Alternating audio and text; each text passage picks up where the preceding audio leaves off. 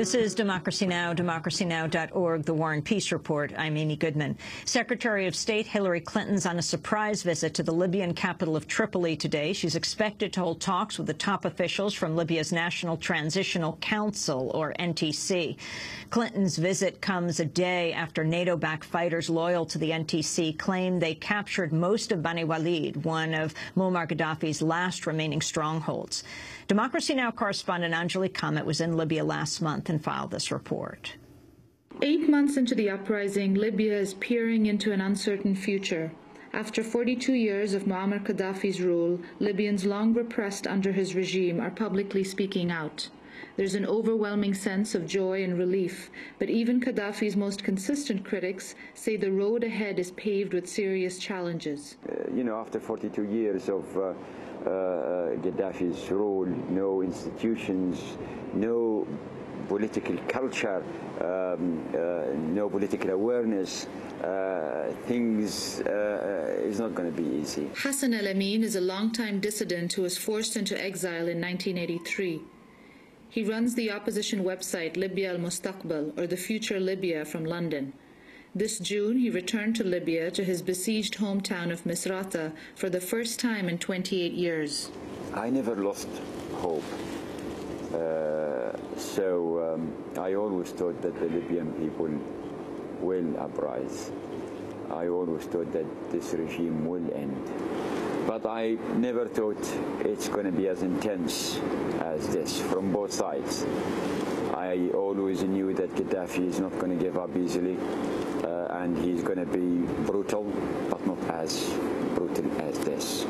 And as I said, I always knew that the Libyan people will uprise and do something, but I never thought it's going to be so brave, so incredible, so imaginative, so determined.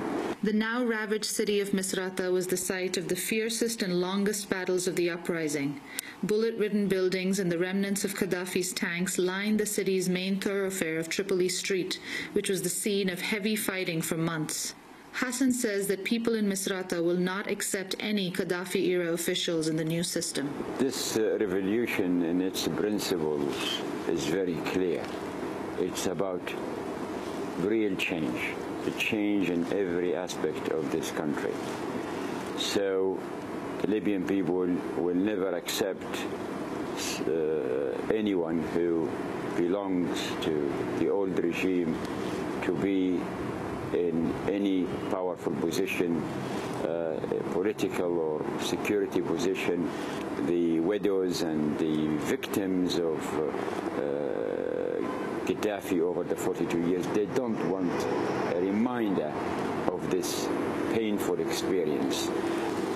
This revolution is continue until we make sure that the aims of this revolution have been realized totally, completely. We traveled into the desert from Misrata to meet with some fighters who are heading to Sirte and Bani Walid. I'm standing on the highway east of Misrata. This is the closest we're going to get to the front lines today. I'm surrounded by a group of heavily armed young fighters, but most of these men had never picked up a weapon 6 months ago. Today, they're tired of the fighting. They've seen a lot of bloodshed, a lot of death. They're looking forward to a new Libya, a democratic, non-violent Libya. One fighter there, Ibrahim, an oil engineer from Misrata, made his distrust of the ruling National Transitional Council very clear. The new leadership of Libya is not coming yet. What we have here is not new leadership. Anyone worked for Gaddafi for 40 years and never said to him, stop, or what are you doing? And we don't want him anymore, because in a simple piece, we don't trust him. We don't think that these guys now or in the Transition Council are the leaders. They might be in the leaders in the future, but they are not now. So we hope our country will be much, much better than what we are now in the future. Many Libyans share Ibrahim's concerns. In Tripoli, we met Ghaidet Tawati, a blogger who was arrested in February and charged with inciting people to revolt based on her posts on Facebook. When Tripoli fell from Gaddafi's control last month, it was a dream come true. But now she's turned her critical lens onto the new authorities in Libya. I'm very scared of Libya's future, especially because of two competing strands, Islamist and liberal, trying to take over. We don't want extremists from any side. I'm worried about all the armed groups and the spread of weapons. I live 700 meters from Bab al-Aziziyah. The day it was liberated, I saw the weapons being stolen. What will happen to Libya if these are not collected? Ghaideh fears that old habits die hard.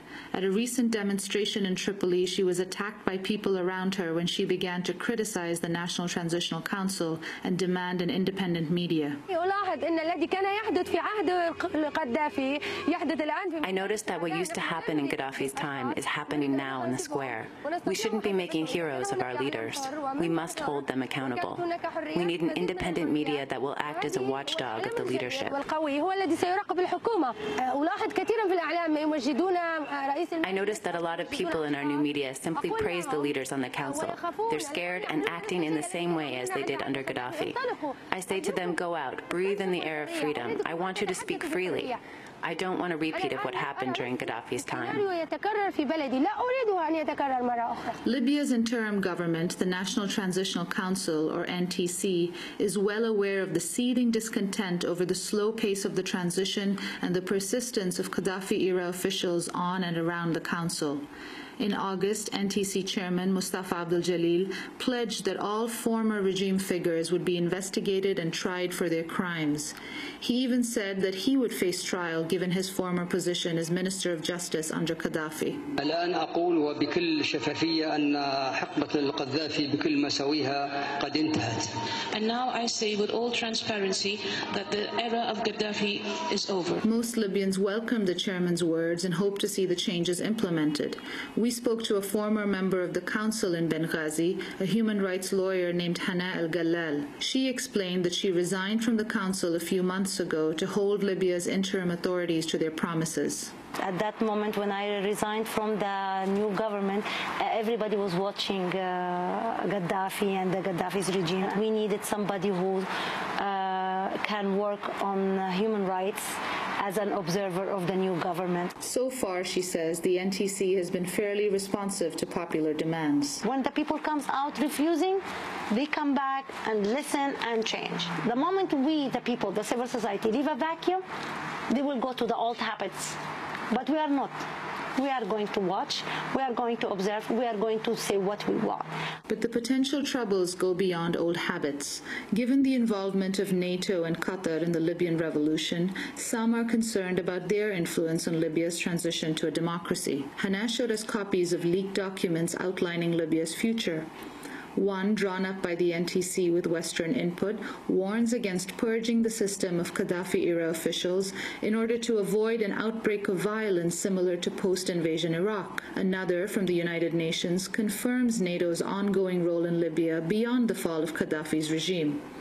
She's unhappy about external pressure to create an inclusive system in Libya and says it's futile to compare Libya to Iraq. And we already have ex-regime people in the NTC and in the executive office. So we are already inclusive in this revolution. But at the same time, just to impose on us ex-regime people that the people don't want in the street, I think this is beyond anybody's right to interfere.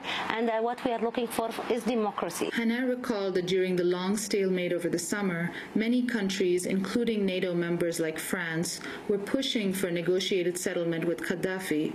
This, she says, angered many Libyan activists. There was some criticism to NATO, but criticism to ourselves too, and criticism to anybody who wanted to negotiate with Gaddafi. So we kept on sending clear messages that no negotiation to Gaddafi, no government shared between us and Gaddafi. This is no way, this is a red line. I think Libya needs new faces, and it deserves a new faces. We don't need all these faces that have been already related to corruptions and breaking the Libyan dignity. I asked Zahi Mogherbi, a political scientist in Benghazi and advisor to the National Transitional Council, about the leaked documents. Is he worried that NATO and other countries might take control over Libya's future? I think we have to be aware that the NATO, or maybe outside the international community, has their own strategies and their own interests. Sometimes these interests converge with our interests. Sometimes they don't. The NATO or even the international community cannot afford to have a failed state in Libya. He says the biggest challenge is to address the militarization of Libyan society. During the uprising, tens of thousands of men in cities across Libya formed armed brigades to counter Gaddafi. Staggering numbers of heavy weapons, including thousands of surface-to-air missiles, have gone missing. If this is not brought under control quickly, he warns that it may provide a reason for sending in international troops. We have to get rid of militias, to organize them. Either they join the army or the police force, or they go to their civilian work. The arms have to be collected. If we did not succeed in that, the danger is there of having military organization independent and trying to force their way of thinking or way of behavior in the government and the institution. I do feel, and I'm afraid that if we fail to do our job, the international community, NATO or others, will intervene. But will Libyans accept this kind of foreign intervention? Hassan El-Amin in Misrata doesn't think so. We have gone through this painful, bloody revolution with a lot of martyrs, not to hand this country to a foreign power or let any foreign power determine our future and involve itself heavily in our affairs. Hassan says he has little reason to trust the West after their embrace of Gaddafi in the past decade. He was surprised to see the French President Nicolas Sarkozy leading the charge against Gaddafi this year. He recalled how just a few years ago he and other Libyan dissidents were arrested in France while protesting Gaddafi's red carpet welcome in Paris. Our experience with the West has not always been great. After all, they're the ones who, not very long ago, have managed to bring back Gaddafi from the fold and put him on an international stage. So yes, I am concerned, people are concerned, but we are going to be watching the situation very closely, and we will be demanding clarifications from the political leaders about any deals or anything that might affect Libya's free decision and Libyan unity and so on. On the lucrative contracts in oil and reconstruction that NATO members could stand to gain, Hassan's response was pragmatic. The West will have its interest in Libya. The word interest itself is not a bad word. Libyan oil is not, the Libyans are not going to drink it, they're going to sell it, but that depends on how deals are struck and negotiated. There are conflicting reports about secret deals that have already been concluded and pledges to award contracts to countries that supported the rebel fighters. I took the question straight to the chairman of the National Transitional Council, Mustafa Abdul Jalil. On to the common democracy now in the U.S. I was wondering if the National Transitional Council has concluded or promised any contracts with either oil, security, or reconstruction companies, and if so, can you tell us with which companies? There are no agreements, covenants, promises with any companies in this regard. Hassan El-Amin says he will continue to keep track of what kind of contracts Libya signs with international corporations. But he's got his hands full with a more immediate challenge: how to deal with local brigades engaging in revenge attacks and arbitrary arrests of people perceived to be supporters of Gaddafi. After all, our struggle with Gaddafi was a human rights struggle. So for me, this is what I worked for, and this is what I will continue working for. We have to make sure that human rights in Libya are respected. Hassan took us to a low-security prison he's been monitoring, where some alleged Gaddafi supporters continue to be held as prisoners of war. We're in a detention center in Misrata right now. There's about 250 prisoners here who were captured by rebel forces. We were asked not to use the prisoners' real names or show their faces. One man who was eager to share his story is an English teacher from a village near Gaddafi's hometown of Sirte. Like many other prisoners here, he says he volunteered to join Gaddafi's forces after hearing on state television that foreign fighters had overtaken Misrata and were killing Libyans. I'm a civilian, not a soldier. I didn't participate in the war here in Misrata, nor did I kill a single person. We don't know what our fate will be. Will we be tried in civilian or military courts? None of us has been charged with any crime. Some of the people we've spoken to here are worried also that even when they're released, how they're going to reintegrate back into Libyan society. This fear is particularly acute among dark-skinned Libyans who have borne the brunt of revenge attacks and accusations of supporting Gaddafi. This man, a shepherd from southern Libya, was badly beaten up by rebel fighters when he was captured. I hope the people of Misrata will forgive us and we can forgive them. Another man we spoke to, also from the south, says the revolution has to confront racism. If your skin is black, you're not considered Libyan. This is the problem of the revolution. It's a huge problem. This is racism, don't you think? Now, isn't this revolution supposed to be based on freedom? Hassan agrees that racist attitudes towards dark-skinned Libyans as well as sub-Saharan Africans needs to change, and those who abuse them must be held accountable. He says he will continue to push for observance of human rights across Libya, particularly with regard to prisoners. I assume the majority of them, if not all of them, will be released. There must be some kind of a plan to reintegrate them into society and to educate society about them, and hopefully that's going to happen. How prisoners and Gaddafi sympathizers are treated will be a litmus test for the new government. Libya's recent history is haunted by Gaddafi's brutal treatment of those who opposed him, including the infamous massacre of over 1,200 men at the Abu Salim prison in 1996. It was the arrest of the lawyer fighting for the families of these prisoners that sparked the first protests of the revolution in February. We are in the courtyard, which we recently called the Tahrir Square. Back in Benghazi, we met another longtime critic of Gaddafi's rule, Mohammed Abu Najah. He was jailed for 8 years in Abu Salim, where he was charged with conspiring to attempt a coup against the regime. He talked about the many challenges of reconciliation in a country where almost every family knows someone who was tortured, disappeared, or killed by the regime. Mohammed spoke to us standing in front of the courthouse in Benghazi, now a memorial of sorts, plastered with pictures remembering the thousands of victims of the Gaddafi regime, including all those killed during this uprising. The biggest crime this regime committed against us was killing our dreams, stealing our hopes, killing our spirits, and we were just dead persons walking. Since I was released in 2006, I was a dead man walking, you know. On the day, 17th February, when the people were gathering here, a huge number, and everybody was shouting, Libya, Libya, I felt alive again. I just like a resurrection, you know. I felt my dreams got back. I found my hopes back again. So I tell myself, there's no way back. We got our dreams again, and we will never let go of it. He can kill us all. It doesn't matter anymore.